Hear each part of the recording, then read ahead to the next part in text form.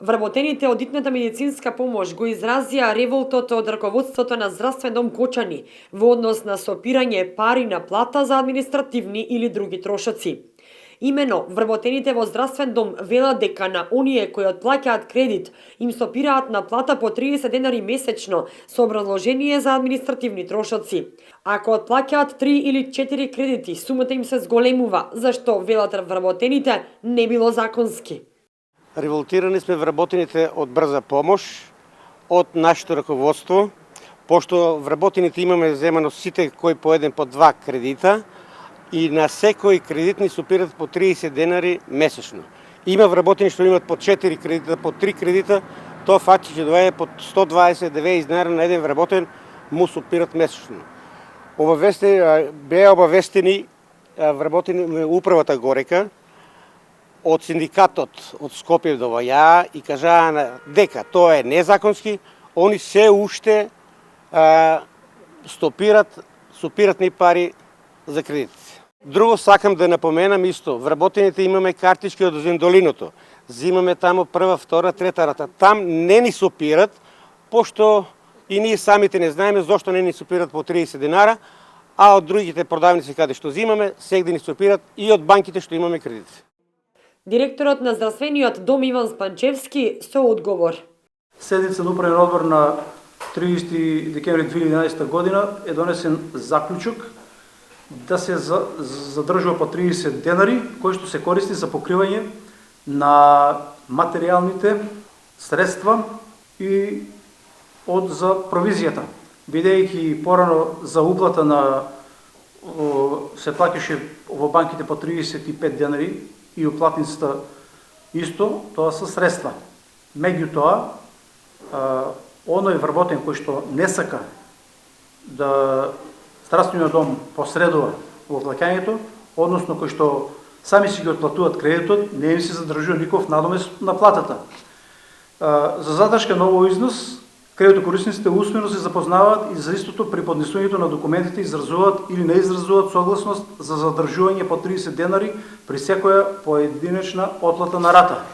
Еве како изгледа таа согласност и никој со сила не се тера. Кој сака, кој не сака, не мора да потпише.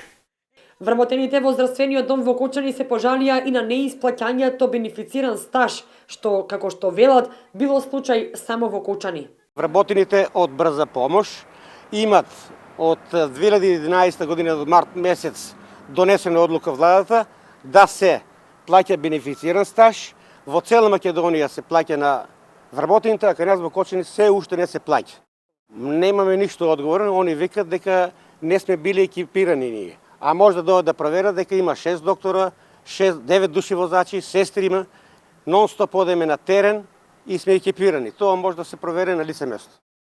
За тоа што тврдат дека не плаќаме бенефициран стаж, тоа е точно. Меѓутоа, пред известно време, раководителот на медицинска помош и одговорната медицинска сестра, односно техничар, беа запознаени со законот за работни односи, кој што предвидува дека стажот за мажите и жените може да се продолжи до 67 годишна возраст. Ние рековме, кој сака да продолжи, не можеме да му плаќаме бенефициран стаж, затоа што докторите и сестрите за една година имаат 2 месеца бенефиција, додека докторите за една година имаат 3 месеца бенефиција. И може да се случи сестра не со 62, него може да иде со 60 години во пензија. За да не бидат изненадени тогаш, ние рековме, кој сака да продолжи, не можеме да му плаќаме бенефициран стаж, како и во други здравствени домови што се